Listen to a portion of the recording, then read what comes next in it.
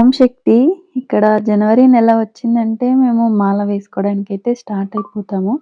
ఇంకా ఇక్కడ మాల వేసుకుంటే ఏదో ఒక తెలియని హ్యాపీనెస్ చాలా బావుంటుంది ఆ ఫీలింగ్ అయితే. ఇంకా నేనైతే ఇక్కడ మార్నింగ్ నుంచి మొత్తం ఇల్లు మొత్తం క్లీన్ ఒక పక్క నుంచి అయితే శుభ్రం చేసుకొని, ఇంకా ఇప్పుడు నైట్ అయితే మాల వేసుకోవడానికి వెళ్తున్నా. ఇంకా ఇక్కడ తీరా టెంపుల్ దగ్గరికి వచ్చేసరికి ఇంకా గుడి తలుపులైతే తీయలేదు. ఇంకా ఒక్కొక్కరిగా అయితే వస్తున్నారు మాల వేసుకోవడానికి. ఇక్కడ అందరూ వెయిట్ చేస్తూ మేమైతే కూర్చునున్నాము. ఇంకా గురుశక్తి వస్తే వాళ్ళు వచ్చిన తర్వాత పూజ మొత్తం చేసి అందరికి మాల అన్నది వేస్తారు. ఇంకా ఇక్కడ పాద పూజ మొత్తం ఉంటుంది. ఆ పాద పూజ వీడియో అయితే నెక్స్ట్ అప్‌లోడ్ చేస్తాను. ఖచ్చితంగా చూసి లైక్ చేసి సబ్స్క్రైబ్ చేసుకోండి.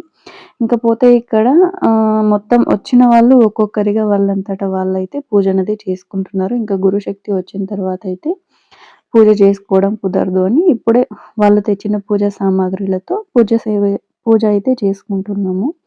ఇంకా ఇక్కడ మొత్తం 3 ఫోటోలనైతే పెట్టి అది చక్కగా అలంకరించారు. ఇక్కడ ఓం శక్తి ఫోటో పెట్టి. ఇంకా మేమైతే మొత్తం గురుశక్తి కోసం అందరూ వెయిట్ చేస్తూ కూర్చున్నాం ఇక్కడ.